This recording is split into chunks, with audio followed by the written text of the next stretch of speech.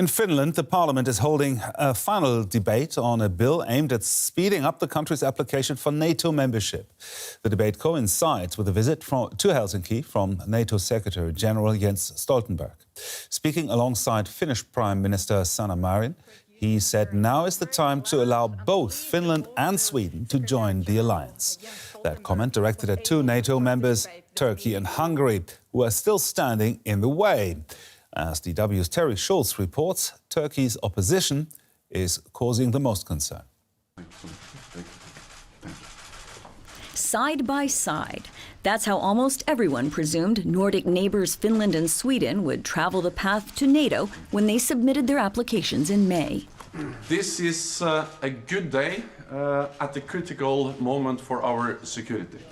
But Turkish President Recep Tayyip Erdogan put the brakes on the two countries' bids, due primarily to their perceived tolerance for Kurdish groups he considers enemies.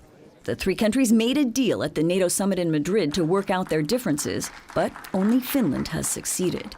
In Sweden, where the officially designated Kurdish terrorist organization, the PKK, is more visible, activists have targeted Erdogan personally and burned a Koran, stoking Ankara's animosity. We do not have relatively a major problem with respect to Finland, but we are always underlining that Sweden should take concrete steps. This has led to a distinct change in NATO's emphasis that the Nordics join together. The main question is not whether Finland and Sweden are ratified together. The main question is that they are both ratified as full members as soon as possible. There's been a shift in Helsinki too. Finnish President Sauli Niinistö says joining together is his preference, but our hands are in a way tied. We have applied for membership. Should we now say that no, we cancel our application? No, that we can't. Finns are thinking more about their other neighbor now. Decades of opposition to NATO membership evaporated after Russia launched war on Ukraine. It would be very hard for decision makers to justify to the people who are, I think, over 80% in favor of NATO right now. And also we're seeing over 50% of Finns now in favor of going in NATO at this point, even if Sweden has not ratified it. Swedish Prime Minister Ulf Kristersson has reacted angrily, warning that leaving Sweden outside NATO, even temporarily, would compromise both of their security. Henry Vanhanen disagrees. Sweden would be a NATO invitee surrounded by NATO members and would have Finland on its eastern neighbor in NATO. I wouldn't say it would be the worst possible scenario. I would say it was a significant improvement. At the moment, it's the most likely scenario. With Finland holding parliamentary elections in April, the current government would like to see a Finnish flag raised at NATO under its watch. And there's still a sliver of possibility for a tandem accession as stalled talks with Turkey resume in March. Well, our correspondent Terry Schulz filed that report, and she joins me now from Brussels. Terry, where does the debate stand now in Finland?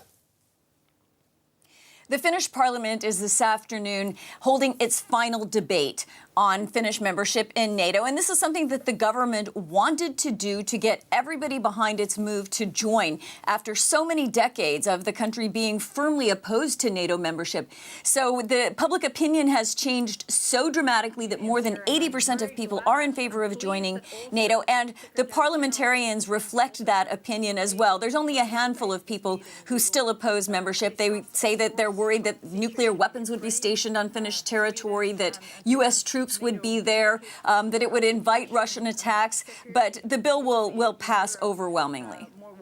Now, Finland applied for NATO membership together with Sweden, and it was expected they would join at the same time. And now Finland is contemplating to go it alone. Is it causing strain on the ties between the two neighbours? That's right. Finland is very much portraying this as not its choice to leave Sweden behind, but a choice that's in the hands of Hungary and Turkey, who, of course, are in control of when they ratify the Finnish and Swedish memberships. So this is something that even NATO has begun to say, that it's not up to Finland and Sweden, it's up to Hungary and Turkey. So, yes, I would say there has been a bit of tension. We heard the Swedish Prime Minister say that this puts his country in danger, and he also believes it reduces the security of the NATO NATO alliance as a whole. But behind the scenes, Finnish and Swedish politicians have worked together for decades. It's the closest of relationships between neighboring countries, really. And I'm told there will not be a lasting impact, even if Sweden has to trail behind Finland a bit in joining NATO. Our correspondent, Terry Schultz there. Thank you, Terry.